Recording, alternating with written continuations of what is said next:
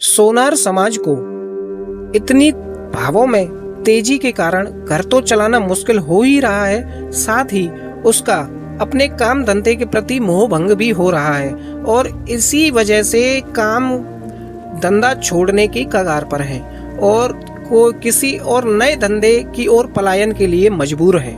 तो आज इसी टॉपिक को लेकर 3 लॉन्ग वीडियो आएंगी और आशा करता हूँ सभी सोनार समाज के हर व्यक्ति तक ये वीडियो पहुंचनी चाहिए और हर जो छोटा दुकानदार कारीगर भाई है जो इस समाज का नहीं है लेकिन काम सोने और चांदी का करता है, उस तक भी ये भी तीनों ही वीडियो पहुंचनी चाहिए। तो चलिए शुरुआत करते हैं इस सीरीज की फर्स्ट वीडियो की। तो फर्स्ट वीडियो का हमारा टॉपिक है सोनार समाज की डूबती चमक, क्यों कारीगर दुकानदार छोड़ रहे हैं पीढ़ियों पुराना अपना धंधा। तो 50 साल से इस दुकान में ये हथौड़ा चलता आ रहा है। पहले इसके हर वार में सोने की चमक निकलती थी, आज आवाज तो वही है लेकिन चमक जैसे कहीं खो गई है।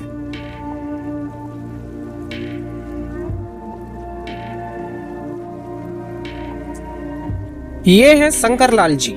एक उदाहरण के द्वारा समझेंगे अपनी इस सीरीज की फर्स्ट वीडियो को तो ज्यादा बेहतर और ज्यादा इंटरेस्टिंग लगेगा साथियों, कि ये है शंकर लाल जी, जयपुर के एक पुराने सोनार हैं और कहते हैं बेटे ने कहा पापा अब ये काम छोड़ दो, इससे घर नहीं चलेगा। शंकर लाल जी की आंखों में वो दर्द है जो आज देश के लाखों सोनारों की आंखों में दिखता है। कभी सोनार समाज को कला और समृद्धि का प्रतीक माना जाता था, हर मोहल्ले हर गली में उनकी पहचान अलग होती थी, लेकिन आज हालात इतने बदल गए हैं कि रिपोर्ट्स के मुताबिक 2029 या 30 या उससे आगे 2-4 साल और आगे की बात करके चलते हैं तो 80% जो पारंपरिक सोनार हैं अपने धंधे से बाहर निकल सकते हैं। ये चौंकाने वाला डेटा है। तो सवाल ये है, क्यों घट रही है सोनार समाज की चमक और क्या इस सोनारी परंपरा को बचाया जा सकता है।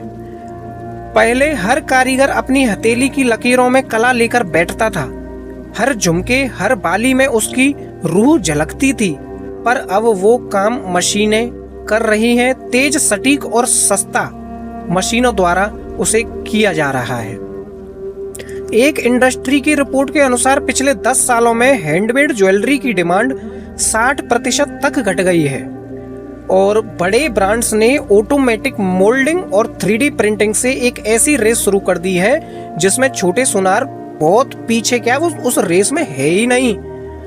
सोने के बढ़ते भाव जो हर छोटे दुकानदार कारीगर भाई की कमर तोड़ रहे हैं, पहले कभी 25,000 30,000 हुआ करते थे 10 ग्राम के, 40,000 हुआ करते थे 10 ग्राम के, वही भाव आज 1.25 लाख से ऊपर है। इतना महंगा सोना खरीद कर डिजाइन बनाना एक छोटे सोनार के लिए अब लगभग नामुमकिन सा हो गया है।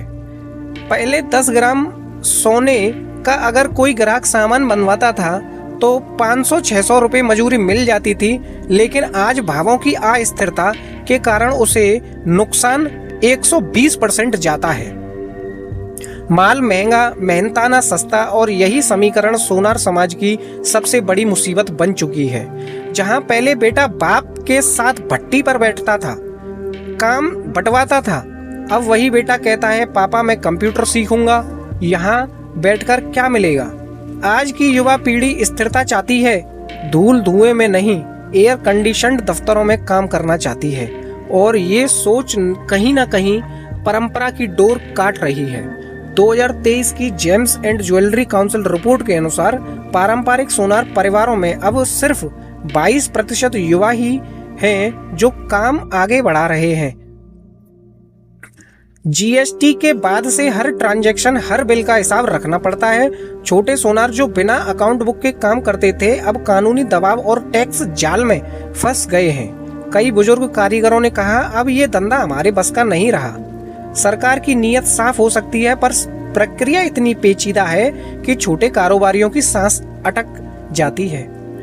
तनिष्क, मालवार, कल्याण जैसे तमाम हजारों हमारे देश में ब्रांड्स हैं। भरोसे, डिजाइन और गारंटी का ऐसा माहौल बना दिया है कि ग्राहक अब लोकल सोनार की दुकान पर क्या भरोसा करेगा। पहले लोग कहते थे मेरा सोनार जानता है क्या चाहिए, अब कहते हैं ब्रांड पर भरोसा है हमें, क्योंकि ब्रांड कभी धोखा नहीं देगी, ना इतनी बड़ी ब्रांड कभी भागेगी। कभी सोनार समाज अपनी कला पर गर्व करता था, अब वही काम कई घरों में न करने लायक समझा जाने लगा है। कई परिवारों में कारीगर नौकरी या मजदूरी करने चले गए हैं। एक समय था जब सोने का काम इज्जत का प्रतीक था, आज वही काम संघर्ष की कहानी बन गया है हर छोटे दुकानदार के लिए। पर कहानी का अंत अंधेरा नहीं है, क्योंकि अब कुछ सोनार अपनी कला को डिजिटल दुनिया में ले जा रहे हैं।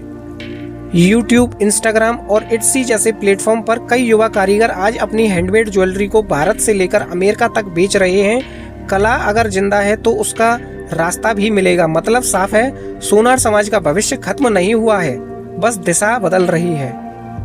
सोना तो हमेशा चमकता रहेगा, फर्क बस इतना है कि अब उसे चमकाने वाले हाथ बदल रहे हैं। लेकिन अगर पुरानी रूह नहीं, नई सोच से मिले तो सोनार समाज की ये चमक फिर से लौटेगी। और ये था वीडियो का फर्स्ट पार्ट। इसका सेकंड पार्ट आएगा ऐसे ही, इसी सीरीज का ऐसे ही टॉपिक पर, और तीसरा भी पार्ट आएगा, सीरीज खत्म हो जाएगी। जो सोनार समाज की जो आप बीती चल रही है सभी के लिए, उस सब को बयां करेगी। आशा है आपको ये छोटी सी वीडियो पसंद आई होगी, और अपने सभी सोनार समाज के भाइयों तक शेयर करें इसको। और साथ ही जो सोनार समाज के नहीं हैं और वीडियो देख रहे हैं लेकिन इस धंधे से जुड़े हैं, उन्हें जरूर ये वीडियो भेजें, क्योंकि कहीं ना कहीं उन पर भी ये असर पूर्ण रूप से पड़ता है। क्योंकि धंधा पूर्ण रूप से चौपट है। क्या नई दिशा बनाएगा कोई? क्या ऑनलाइन बेचेगा? क्या सोना चांदी ऑनलाइन बिकता है? ऐसा हो नहीं सकता, ये ऑफलाइन ही बिकेगा। बस बड़े पूंजीपतियों के हाथों में इसकी सेल और परचेज चली जाएगी। थैंक यू फॉर वॉचिंग सोना चांदी बाजार, और इंतजार कीजिए सेकंड एपिसोड का, जो कि आज ही आएगा। धन्यवाद।